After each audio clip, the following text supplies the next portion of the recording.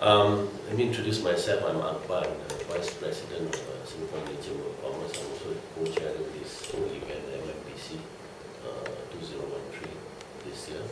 On my right is my President of the Chamber of Commerce. Yeah, good morning. And on my left is Irda, who you met her, ED. And Suhaimi, who's an EXCO member, and who's a board member and also co-chair of this event. First thing, we'd like to thank you again for coming. We hope this will be a very fruitful relationship. And I think we're not doing this for ourselves, it's basically for the SMEs. Right? And I think today, DPM again mentioned about SME having to transform. Right? And that's what the Chamber is all about, helping the SME to transform to meet the new challenges. Right, for this century. Maybe what I'll do is I'll pass over to Irda and go through the program, what we hope to achieve for this MMBC. Yeah. No, yeah. First of all, thanks again for coming down at short notice. As mentioned by my Vice President, this is the second time that we are organizing this MMBC, following the success of MMBC 2011, which was held a couple of years ago at the Singapore Management University. At that time, it was the first time, and we were encouraged by the resounding success and the participation that we had from the business community. And this time around, we are hoping to take it a step further by opening up to all SMEs, even to a regional audience, specifically Malaysia, Indonesia, even businesses in Singapore from overseas, like Turkish businesses, Bangladesh businesses, and so on and so forth. And we are opening up to 500 delegates or more. And this time around, there are a few new highlights that we would like to talk about today. Okay, it will be slightly different from the 2011 program, very different actually, because this time around, as mentioned, we want to take it a step further, and it will be a 2-day affair, because the conference itself on the 7th of May will be preceded by factory visits on the 6th of May. So delegates will have a chance to pick one of two options, which is a F&B track or retail track. So if they choose the F&B track, they will be able to learn more about chocolate factory and the ins and outs of that business. If they choose the retail track, they will be privileged to speak to Mustafa Centre's man himself, Mr. Mustaq, and be able to learn more about retail and storekeeping and so on and so forth. Okay, so then after that, on the 6th of May, there will be a networking dinner as well at Mustafa. And then on the 7th of May, which is our grand event at Resorts World Convention Center, and that will go on from morning till night. Reason being, there's panel discussions, and there's also industry pavilions and networking dinner. So we jam-packed, and we'll talk about the program a little bit more later on. Okay, so as mentioned earlier, there are some new highlights this time round. The first one, of course, will be the factory visits. This will be the first for the Singapore Malay Chamber in organizing this on a big scale. But this will only be offered to the first 60 sign-ups for the MMBC 2013. So basically, well, if you want to register for the MMBC, it will be at 218 for members and 238 for non-members. However, if you are the first 60 to sign up, you will be given the exclusive opportunity to join our factory visits and be able to meet Mr. Mustaq or go through the F&B route. So you have the choice there. The second one is Reconnect. We are going to be launching this new technology which will aid in the networking of the delegates. So basically, when you sign up for the event, you'll be given a customized ID which will allow you to interact in real time with the other delegates. So for example, if I'm from F&B and I would like to meet people from, say, other industries or within my industry itself, I can actually use this customized ID to be able to connect with potential partners in the amongst the audience, and that will definitely help me in the networking aspect. Okay. And thirdly, of course, regional speakers and panelists. In 2011, most of our delegates, in fact all of our delegates, are from Singapore. Mostly Malay Muslim speakers. We've had also Isabella Low and in 2011. But in 2013, because in line with our internationalization of SMEs theme, it is definitely important for us to get speakers from the region as well. So there will be speakers from Malaysia and Indonesia, and of course Singaporeans who have done well overseas, who are able to share with us the success stories and how they penetrate overseas markets. So that will definitely be the highlight of the conference this year. A regional audience, a congregation of at least 500 business leaders, startups, as mentioned, is open to all aspiring entrepreneurs, new startups, those who have been in the industry for some time, and interested to penetrate the global market will definitely find this conference very useful. Industry pavilions, we're taking a step further here by introducing industry pavilions at the conference itself. So this will be something exciting for the delegates to look forward to at the end of the conference, because it doesn't stop there. It will allow you to go through the industry pavilions, which means you'll be able to showcase your business to a regional audience. So if you are a startup and you would like to gain even, you just want to talk about your business, or you want to showcase your products and services, this is an ideal place to do that. And because the audience is not from Singapore only, it's from the region, so there will be good product placement for you.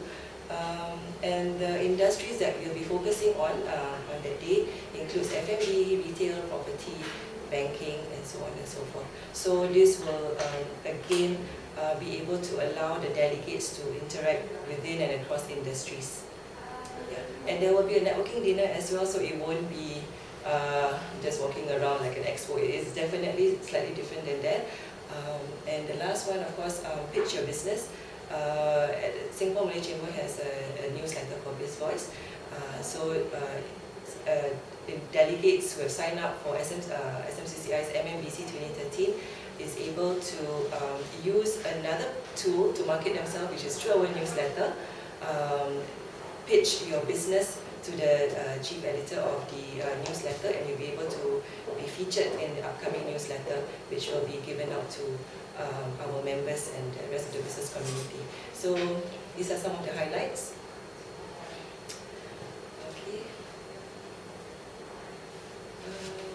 Okay, that's the WeConnect system and how it works. Perhaps later on, if you'd like to know more, we can take some questions later on. Okay, the guest of honor, we're very honored to have Mr. Teo Sen Lam himself to be the guest of honor from FTI. Our keynote speaker is the CEO of Cathay, Mr. Suhaimi Rabdi, and he'll be able to share with us his success story, how he started in Cathay and how he grew Cathay to what it is today, and how he was able to penetrate into overseas markets and the challenges he faced, and some tips for the SMEs who want to grow their business. We are very honored and very privileged to have with us some top motivational speakers who are successful businessmen in their own right, and they're from the region as well. Datuk Dr. Maza Hamid is a force to be reckoned with in Malaysia. She is a self-made businesswoman. She started out small, and how she grew her business to what it is today. If you talk about Dr. Maza in Malaysia, in Singapore, everyone knows her and everyone loves to hear her story. So we are very honored to have her as part of our MMBC this year. And it includes Bapak Dr. Tan Sri Abeng, who is a former politician in Indonesia. He's also a high-profile person, and he sits on several businesses, the boards of several businesses. And Datuk Syed Ahmad Alwi Al-Sri, who is the head of Cahaya Bantah Sarawak. He was a Singaporean, and he has made it big in Malaysia and Sarawak. Other panelists include Ms. Lin Lee. I think everyone here knows her. She's the founder of Awfully Chocolate, and she's also part of our panelists. And she'll be talking about branding, brand positioning, and strategic marketing, how she grew Awfully Chocolate to what it is today. And the other two are authors, and one other speaker who's not mentioned here is also an NUS professor from the NUS Business School, who is able to talk to us and speak more about ASEAN 2015 on the last panel.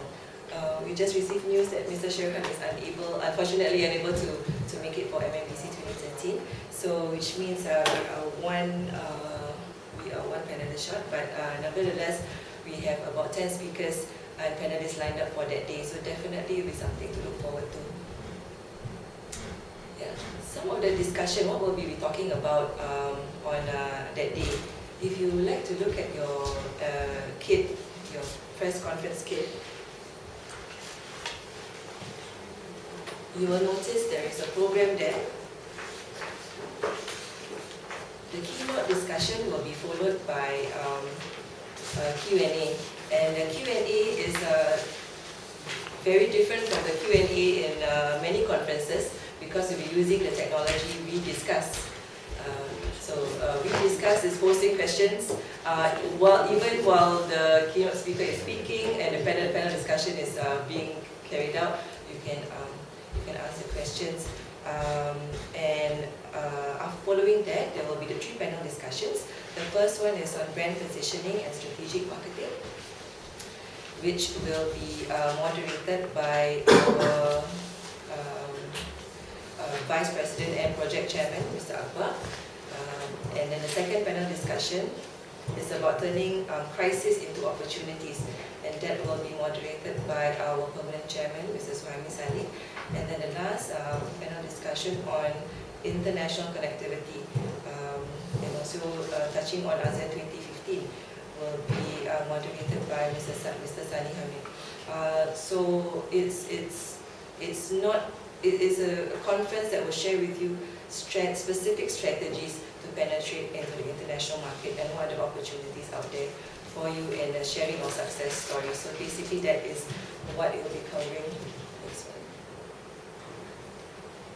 And for sure, networking is evident throughout the conference itself. You're interacting very closely with the panelists. You're interacting also with the other delegates while the conference is going on from day to the evening. Yeah, and the MMBC is strongly supported by Spring Singapore and IE Singapore, as it was the same thing for 2011. They were our strong supporters. And our partners are SME Center and SMCCI. As you know, SME Center is now the new name for EDC. Previously, it was EDC, Enterprise Development Center, as you're aware. There are 5 EDCs in Singapore, and now the EDCs are called SME Center, which was announced by Mr. Tioselak recently. And one of the SME centers is parked under Malay Chamber, so they are our strong partner as well. And Berita Harian is a partner in MMBC 2013. Yeah. Okay. If you'd like to know more about our booths, you can talk about it later on. But that's it for my short introduction on MMBC 2013, and I would like to open the floor for discussion or Q&A. Yeah, I have a question, and that is, how has your conference been able to benefit your members as well as the other delegates last year, which has actually provoked you to organize a wider range of facilities? And moving forward, what will be your plans after the conference this year? Would you be also running the membership drive over at the conference to encourage more of the Malay business community around the region? Maybe I can answer that. We had our last conference 2 years back, and the feedback we have received is very, very encouraging. The participants were very encouraged as to the speakers. They were very motivational. All right. That in itself also, I think, injected a sense of new beginning for SMEs, especially. Yeah. They realized that you must constantly reinvent and constantly start building your capabilities. And I think that's in line with what the government is trying to do.